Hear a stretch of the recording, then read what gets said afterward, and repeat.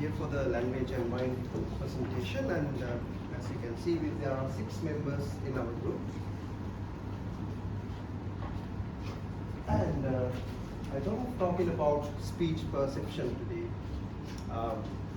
Speech perception is like that's an ability of us, like human beings can do that. It's to interpret and understand the sounds used in a language. Simple as that. So when it comes to speech perception, I thought of talking about this speech chain. There's this simplified diagram. As you can see, this idea, intended message of the speaker generated in the brain. And through the motor nerves, that's what we call is linguistical. Through the motor nerves, it comes to this vocal area, vocal tract, where we call it physiological level. And after that, this actual sound wave is produced. We call it acoustic level. And at the same time, the speaker can hear what he says. So, because it goes to the brain of the speaker at the same time through his ears. So we call it as a simultaneous concept. And when it comes to this listener's part, okay, it begins with this sound wave, where we call it acoustic level, and it goes through the ear of the listener. We call it physiological level to the brain of the listener. Then we call it linguistic level. So the other way around of speaker. So speech perception is a complex idea. The reason there are profound variations. Accents, speeds and pitches of voices. For an example, accents, as we know, there are like a lot of accents. And as we are the users of Sri Lankan English, and if you find a person, if you meet a person from Scotland, we call them Scottish. So you may find it as a totally different language, like unfamiliar foreign language because of the accent. And I'm going to talk about this another area, like this is a very vital area. It's an amazing ability of our brain, phonemic restoration. So it's like, under certain conditions, like sometimes we can't hear what the speakers say. There's this missing phoneme, missing sound. And the brain, human brain, has the ability to restore that missing phoneme. Okay? We have these examples, and it is like highly contextualized. See this example. The eel is on the axle. So this plus mark, this red cross, is the missing phoneme. And the context is you are at a garage and you are talking with this technician. Alright? And when it comes to garage, there are like a lot of noises, like tapping noises, grinding noises, like that. So this is interrupted. Okay, this has been interrupted. And the brain doesn't go like, hey buddy, I didn't hear that part. Can you just talk to the speaker? No, it doesn't work that way. Instead, the brain has the ability to contextualize like that. The brain thinks about, okay, this is a garage and it's about the axle. So the brain gives a fair assumption of like to restore the missing phoneme. It's like the wheel. The wheel is on the axle. So I want you to try this second example. A sale of eels, it is also, see, this part is missing the phoneme, the first phoneme. Is on the second floor. The context is, you go to a fashion house like G-Flock or Kelly Felder, and you talk to the salesperson, and she might say, she will say, okay, there's this sale of eels on the second floor. So the brain again thinks like tallies with the context. Okay, it is not about wheels, because you can't buy wheels from a fashion house. So it's about, any guesses? Yes, of course, heels. Exactly, because then the ladies will run to this second floor. And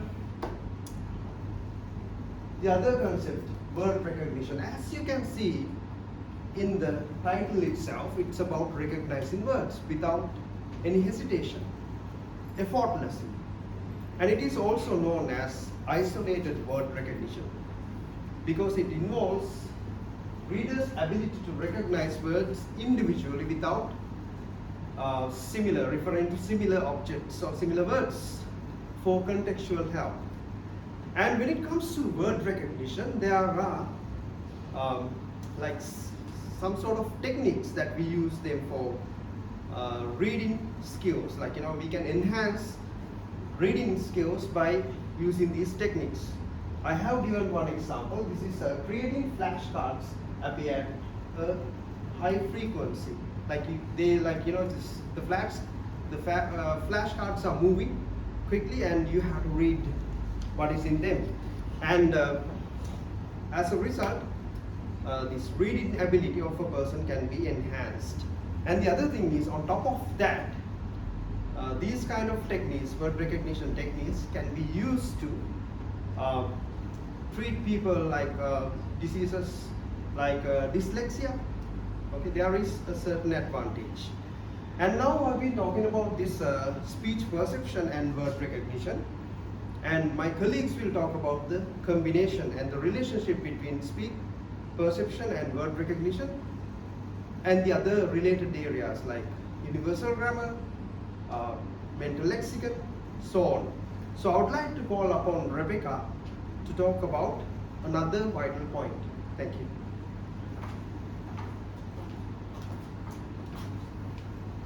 Good morning, madam. Like you said, and thank you, Chamidu. My name is Rebecca, and I will be explaining how language is received and produced in the mind. So, unlike a transaction that happens in a supermarket, the production and the reception of speech is a very complex physiological process where several organs in our vocal tract interact with each other. Right. So, I'll be speaking to you using my voice, using language, because actually I have the ability to do so, and because I just can. And it is one of the most extraordinary things that us humans are capable of doing. We can transmit really complicated thoughts into one another within seconds, milliseconds actually. So, for my understanding of this vast area of study, and after many TED Talk videos and hours of research, I'd like to elaborate the reception of language to human mind in a very simple way. So what I'm doing right now is I'm making sounds from my mouth as I'm exhaling.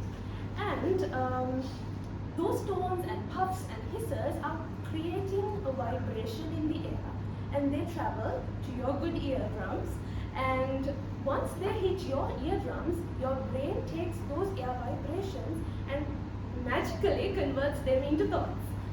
So because of this ability, we are able to transmit our ideas and knowledge to billions of minds. Right. So, I could actually put something very bizarre to your head, into your minds right now.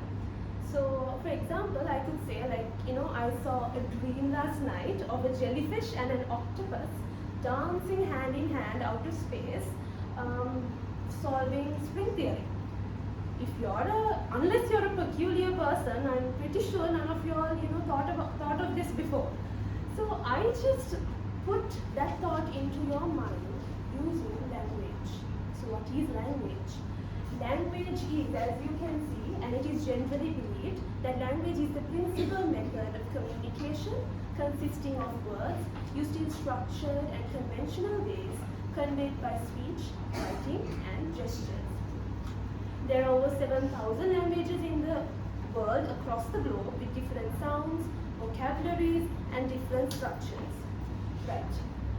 Now, I could say, now I'm a bilingual person, I speak two languages, both English and Sinhala.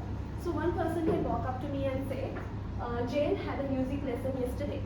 And another person could walk up to me and say, Jane is Sangita Padamak Tripura. So, because I understand and because I know these two languages, I actually have no problem areas of the language. So that is where the brain comes in. So certain parts of the brain are responsible for understanding words and sentences. As you know, there are two sides of the brain, the left hemisphere and the right hemisphere. And these areas I mentioned that is, important for speech, they are all located in the left hemisphere. So as you can see here, these are the areas that's useful for speech, for understanding and understanding words and sentences. So they are the Broca's area, Wernicke's area, primary auditory cortex, angular gyrus, and supramarginal gyrus. I'll just simply go through on what they function with. The Broca's area, it's generally responsible for language production, and the Wernicke's area is responsible for language comprehension. Primary auditory cortex, it identifies pitch and the loudness of sounds. Angular gyrus, it processes several languages, gives attention to number procession, and finally the supramarginal gyrus plays a role in phonological processing.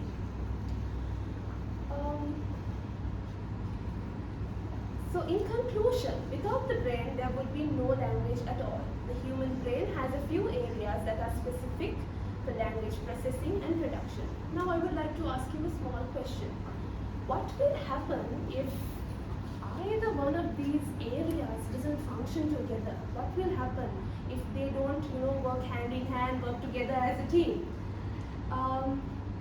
Then, when the areas are damaged, the capabilities for speaking and understanding can be lost, and it is a disorder known as aphasia, and I'm very sure one of my colleagues will elaborate it further.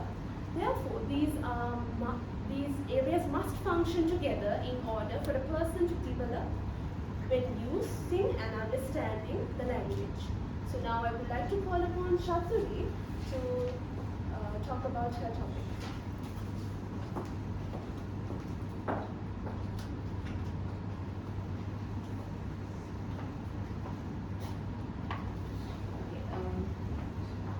Thank you, Rebecca. So today I'm going to talk about how speech perception and word recognition link with the localization and lateralization in the brain. So, as you know, like our brain is amazing. So most of all our body functions depends with our brain, right? So let's talk about our brain. Like basically, there's two parts. One is right hemisphere and the other one is left hemisphere. In between these two hemispheres, there's a thick layer, we call it corpus callosum. So it's contained millions of fibers which help to pass the signals and help to communicate those two hemispheres. So when it's come to localization means what? The different areas of the brain do different things. So yes, in our brain, there are different areas which specialize for the different things. And the lateralizations mean each brain hemisphere is adapt to certain functions better than the other function, or better than the other. So when it's come to language is located in the left side of the brain hemisphere. That means most of the language-related activities doing by our left side of the hemisphere. So for example, then what will happen if the left side of our hemisphere isn't working properly? If something happened to our left side, our left hemisphere due to sudden stroke or a brain damage, so then still in our brain, as I said, our brain is amazing because if that area damaged, so then it has ability to move the function to damaged area to undamaged area. So that's what we call plasticity, right? So this is how localization and lateralization take place in our brain.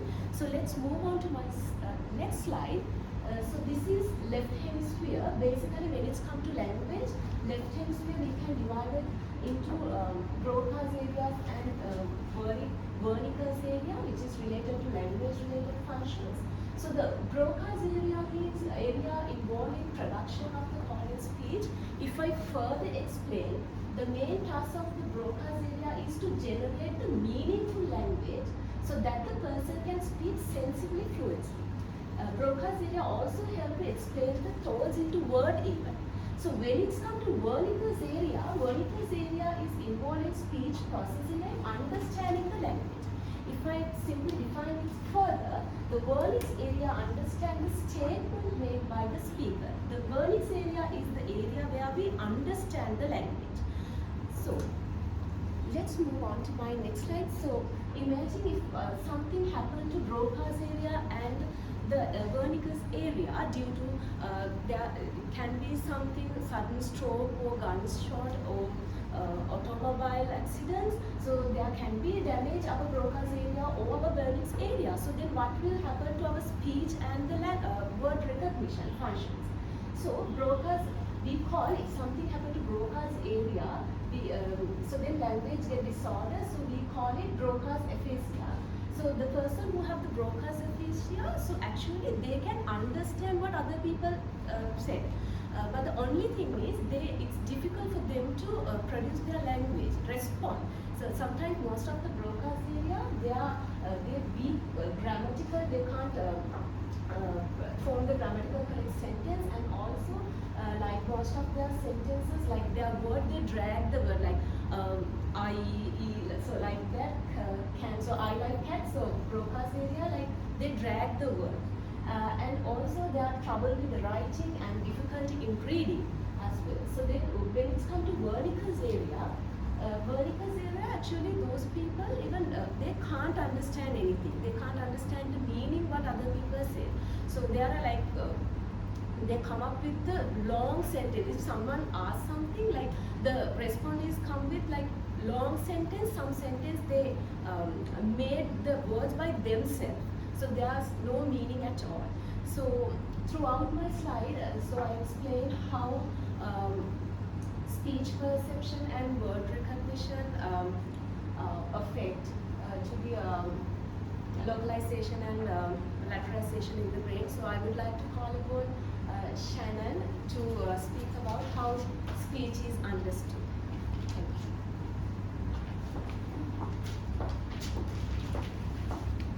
Thank you. Thank you, Chathuri, and good morning, madam. So, just like my colleague mentioned, I'll be talking to you on how speech is understood. So, here we have the amazing organ, the brain, and this is the anatomical appearance of the organ. So, when it comes to the speech modalities, with regards to speech perception, the two organs that come into play are the ear and the eye. So as you can see on the lower left corner, you have the ear, and the sound waves that are produced by the speech are received in the cochlea in the inner ear, and from there it is transferred to the auditory nerve, and from there it is taken to the primary auditory cortex. Similarly, the light waves received in the eye is perceived in the brain through the primary visual cortex. Now one could argue saying that the visual perception is only to understand written language, but researchers do state that we do get visual inputs even during a conversation via lip reading. So both hearing and vision come into play when it comes to language perception. And so now I would like to introduce you to few medical jargons pertaining to the speech perception. So the first one I would like to speak to is the Wernicke's area, which my colleagues touched upon. And it is located between the primary auditory cortex and the primary visual cortex. And the key function of the Wernicke's area is to understand. So when it comes to language, I would say it is the area where it comprehends the language. So I would name the Wernicke's area as a place for language comprehension. And the next one I would like to introduce you is the Broca's area, which is located on the left hemisphere, on the front part of the left hemisphere. And the main function of the Broca's area is it actually turns your ideas and thoughts into words. So I would say that Broca's area is the area for word formation. And from there, I would also like to introduce you to the primary motor cortex, which comes into play for vocalization. In simple terms, now the words that were formed in the Broca's area, you need to speak those words out. You need the help of the muscles of the throat, mouth, and the tongue. So the message will be conveyed to the primary motor cortex to speak those words out clearly. Now let me take you through the neural pathways of the speech perception to vocalization. So as you can see, the first as the first arrow denotes, so the auditory waves are taken to the primary auditory cortex, and from there it is taken to the Wernicke's area. And as the second one denotes, similarly, the visual perception is taken to the brain and also be sent to the Wernicke's area. And once the input is received from both ends, Wernicke's area will comprehend what the input was. And from there, the message will be taken to the Broca's area. Taken the Broca's area, which is it is denoted by number 3, and so the words will be formed to speak the word. The words will be formed in the Broca's area, and from there it will be moving on. The message will be taken to the primary motor cortex, where we need the help of the primary motor cortex for vocalization. So in general, we should understand that every human has to go through this neurophysiological process to understand the words and to recognize the words and to use the words. So in summary, I would like to say that we get the inputs from the eye and the ear, and from there it is transferred to Wernicke's area for the language comprehension and to interpret complicated meanings, and from there the Broca's area for the word formation and helps to plan the motor patterns, and finally the motor cortex to help us with the vocalization involving mouth, tongue, and laryngeal muscles. So that is a brief idea on how the speech is understood in the brain. Now let me invite my colleague Erika to speak on her next topic. Thank you.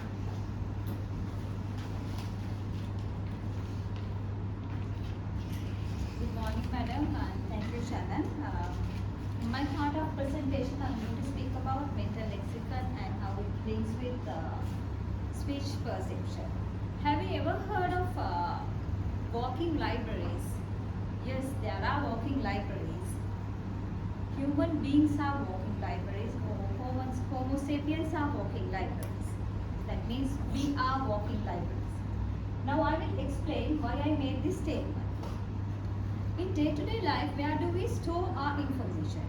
Generally, we do store our information in dictionaries or computers. But as human beings, where do we store our information? We do store our information in our human brain. This is called mental lexicon, or in another term, this is called mental dictionary. And lexicon means a set of the words and idioms in any language. This involves how words are activated in mind. Now I will explain how a word is processed in the mind through mental lexicon. According to this process, storing, processing, and retrieving with the mind,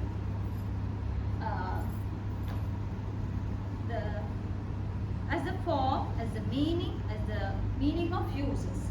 According to these 3 steps, a word gets formed in our mind: storing, processing, and retrieving. And if I go to the other features of mental lexicon, normally dictionaries are organized as an alphabetical order, but mental lexicon has various ways of organizing words such as rhyme, length, frequency. Words are organized as a common factor. It depends from person to person. If I speak about organizing of mental lexicon, for an example, in our mind, as human beings, we have segments. We know what are vegetables. We know what are fruits. We know what are furniture. This is called proper organization.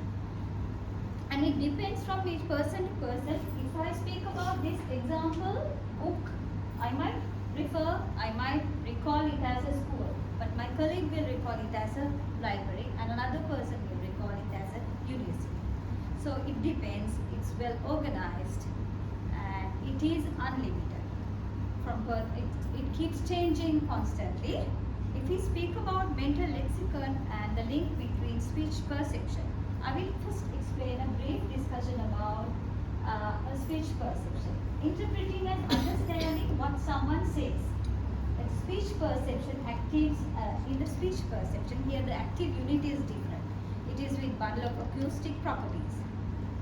This process automatically leads what someone says. Now here, through the speech perception and mental lexicon, I will explain how it links. For an example, if we speak about an insect, if we identify an insect, 2 wings, 6 legs, through mental lexicon, through this process of storing, processing and retrieving back to the brain, so we call it as a fly. So how it will link with speech perception when someone says, oh, there are flies. So we know, we have recalled, we have identified, we have recognized this particular bird is a fly. So this is the basic link, brief link between mental lexicon and speech perception. Furthermore, if I speak about through mental lexicon, there are introduced few models about semantic models of mental lexicon. But in this presentation, I will explain only about 2 models, which I feel which are 2 main models. One is semantic network hierarchy model, which Collin and Williams in 1969, which they have presented. It's basically a pyramid. There is a link between from top to base, and it's basically a network which has a link between the concepts and categories. So each of these concepts and categories has to have a proper efficient link. Then only the proper mental lexicon will work on our brains. As a second model, I will speak about Smith's feature model, which is simply I will explain with a small example. A tall, dark man. The feature-wise, we recognize through our mental lexicon, we identify, okay, this is the tall, dark man. Okay, madam, this is about the mental lexicon and speech perception, the link which I can explain. And hereafter, my colleague Dilshan will come up with an amazing presentation of universal grammar. Thank you. Thank you. Good morning, my dear colleagues. Today I'll be talking about what UG is and how speech perception and word recognition are influenced by UG. What is UG? UG stands for Universal Grammar. In the mid-20th century, Noam Chomsky proposed a theory that our brains are hardwired with a mental lexicon, hardwired with a mental template. We can rely on innate grammar module. The theory of UG would endeavor a set of rules that are applicable for every and each language. So UG was a radical break from more informal approaches prevalent in the time. Traditional approaches relied too much on the intelligence of the speaker. So there could be seen 2 emerging trends of UG in Western intellectual life. Language has a computer structure and it is rooted in human biology. Noam Chomsky posited that a language which is used to communicate in everyday life behaves, everyday life behaves in the same manner as mathematically based computer language. Simultaneously, Chomsky suggested that UG is a set of principles that limit the choice settings depending on the language involved. Children have this innate ability. Children have this understanding regarding principles and parameters subconsciously. They don't have to learn these principles and parameters consciously. So the UG is the reason why children never violate these principles and never select wrong parameters. So all the languages have same elements, right? But all the languages have same elements are it's called head, right? For example, if you take a noun phrase, noun is considered as the head. If you take a verb phrase, verb is considered as the head. If you take a prepositional phrase, preposition is considered as the head. So what are parameters? The rules are considered as parameters. These parameters could differ one another. For example, when you construct sentences using English language, when you construct active voice sentences using the subject is past. But when it comes to other languages such as Italian and Spanish, that is not past use the subject. These parameters could differ. The new version of theory is said to identify universal principles as any structure X must have property Y. This principle manifested differently in each language and interacted with the culture produced today's parametric variations. While the culture and geography may produce variations word cuisines, we are all born with a basic set of tastes such as sweet, sour, salty, bitter. Just because a culture lacks salt to season food does not mean that the member of that culture lack to taste salt. Likewise, just because a lack of language has lack of recursive structures does not mean that the speakers of that language lack the potential of recursion. So let's look at a non-linguistic examples to illustrate principles and parameters. Principle that can be found in the world is that all countries have roads that can be driven on. But the question is on which side? The parameter is associated with every country. Plus right for right-hand traffic, minus right for left-hand traffic. Standard declarative sentences have an overt subject even if the subject is a pronoun. This is true for English and German, where sentences without pronominal subjects are ungrammatical. Right? For example, it is must to use a subject when we construct sentences using English language. But when it comes to Italian or Spanish, by contrast, they can form fully sentences without using subject. This parameter has become known as broad parameter, or that can be called as null subject. When it comes to a language, it is said that minus for English and German, where we cannot drop the subject, but plus for Italian and Spanish, where we can drop the subject. Thank you very much, ma'am. We will be having a Q&A session at the end without it.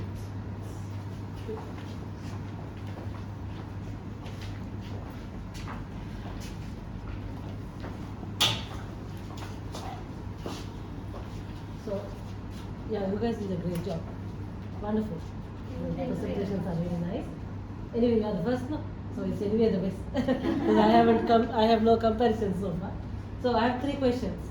Number 1, were you there yesterday? Here? No. Where? Yesterday, where? See, how many things are going on your head? Different. You were thinking of what? About like the location, like. And you? I was just thinking about a group. A group. Usually like to come a day before, but they came from Candy. Okay, so that's completely different idea. I thought if we were really supposed to come to NIV yesterday. I just went blank. So that's the thing. Different people get it in different ways. Okay?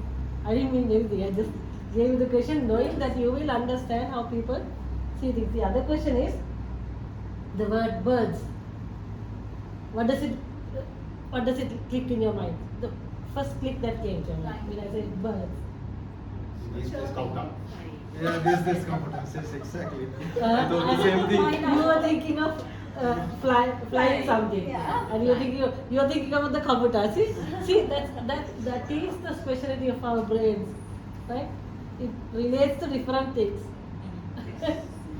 So language, the word perception is so different when it comes to each.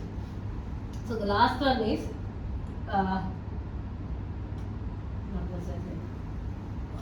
The images that comes to your mind as soon as I say a word, or anybody say a word. Not only the images, sometimes it has the words also. So if I say protest, what is the first sound that comes to your mind? Good. Oh, kabudu kak, right? Yes. Right? And some words and some sounds stay in your mind for years and years. Like you have, like if I say some food or something, the smell of that food which your grandmother made is still in your mouth. So the words not only have the visual image, sometimes it has the sound and the taste. That is how like complicated or interesting our brain is. Okay. Thank you. Great. Let's get the others in next group. All right, thank you. Let's see what they say for those 3 questions. Yes. You may just keep your mouth shut, okay? Okay, I'm gonna spoil it, madam. Yeah.